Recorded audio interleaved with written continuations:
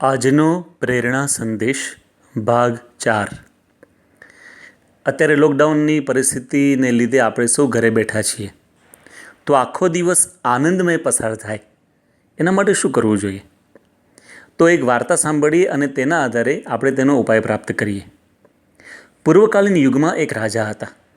એકવાર આ રાજાના દરબારમાં તેના વિદ્યાગુરુ પધાર્યા।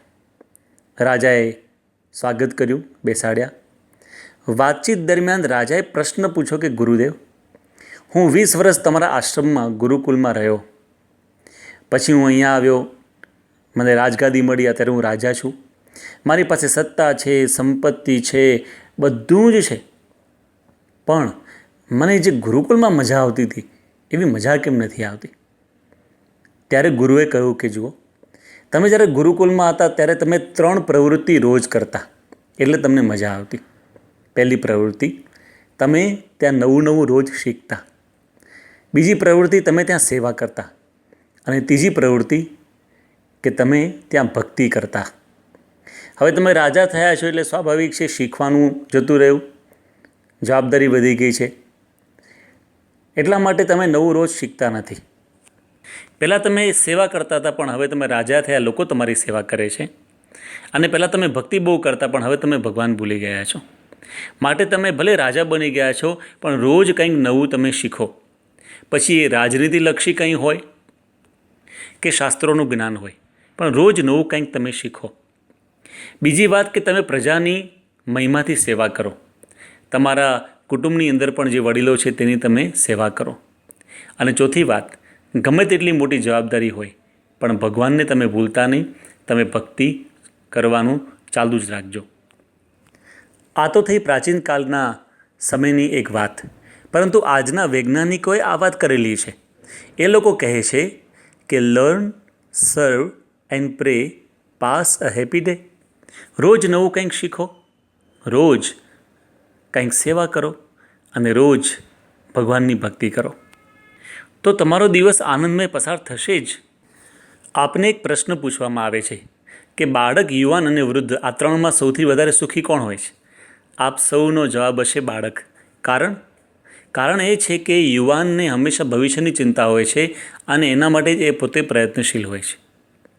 વૃદ્ધને ભૂતકાળની વ્યથા હોય છે, પશ્ચાતાપ હોય છે કે આ થયું, આ ના થયું, આ રહી ગયું વગેરે, પરંતુ બાળક, એને નથી ભવિષ્યની ચિંતા, એને નથી ભૂતકાળની વ્યથા।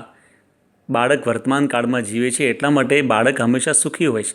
એનો મતલબ એમ નથી કે ભવિષ્યની ચિંતા ન કરવી, ભવિષ્યનું પ્લાનિંગ કરવું પણ ચિંતા ન કરવી, ભૂતકાળમાંથી કંઈક શીખવું, પરંતુ ભૂતકાળ માટે બહુ પશ્ચાતાપ ન કરવો, વર્તમાન કાળમાં જીવવું। બાળક સુખી છે એનું આ કારણ છે। બાળક રોજ કંઈ નવું શીખે છે, બાળક રોજ સેવા કરે છે, બાળક રોજ ભક્તિ કરે છે। તો અત્યારે લોકડાઉનની પરિસ્થિતિમાં આપણે ઘરે બેઠા છીએ, ઘણો બધો ફ્રી સમય છે, તો રોજ કંઈ નવું શીખવું, ડ્રોઈંગ, મ્યુઝિક, સીવણકામ, રસોઈ બનાવવાનું કામ, જે કંઈ તમને ગમે એ કંઈ નવું તમે શીખો।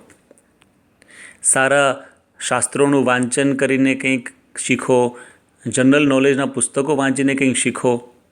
જો કંઈક રોજ નવું શીખશો તો તમને મજા આવશે। કેવી રીતે? દાખલા તરીકે આજે મનોવૈજ્ઞાનિકોએ પણ વાત કરી છે કે જે દિવસમાં તમને કંઈક મળે એ દિવસમાં તમને વધારે મજા આવશે। તમે રોજ નોકરી કરતા હો, પણ જે દિવસ પગાર મળે છે એ દિવસ વધારે આનંદ આવે છે।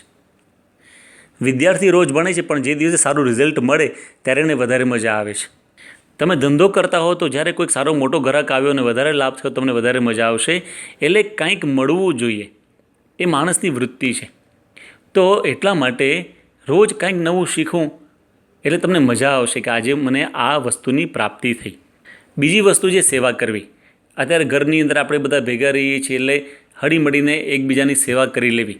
તમને કોઈ સામેથી કહેશે કે તમે આ કામ કરો તો તમને નહીં ગમે, કારણ કે આપણા અંતરમાં સૂક્ષ્મ અહંકાર હોય છે, પણ તમે સામેથી એમ કહો કે આજે હું આ સેવા કરી લઈશ, આજે હું રસોઈ બનાવવા મદદ કરીશ, આજે હું થોડા વાસણ ઉટકી લઈશ, આજે હું કપડાં ધોઈ નાખીશ કે કપડાંની ઇસ્ત્રી કરી નાખીશ વગેરે, જે કંઈ તમને ગમે એ તમારે સેવા કરી લેવાની।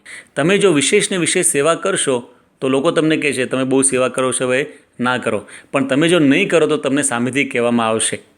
અને આપણને પછી ગમશે નહીં. માટે સેવાનો ગુણ આપણા જીવનમાં દ્રઢ કરવો. યોગીજી મહારાજ માટે કહેવાતું કે તેઓ હંમેશા સેવા શોધતા જ હોય. એક સેવા પૂરી થઈને બીજી સેવા યોગી આપા કરતા. તો રોજ સેવા કરવી.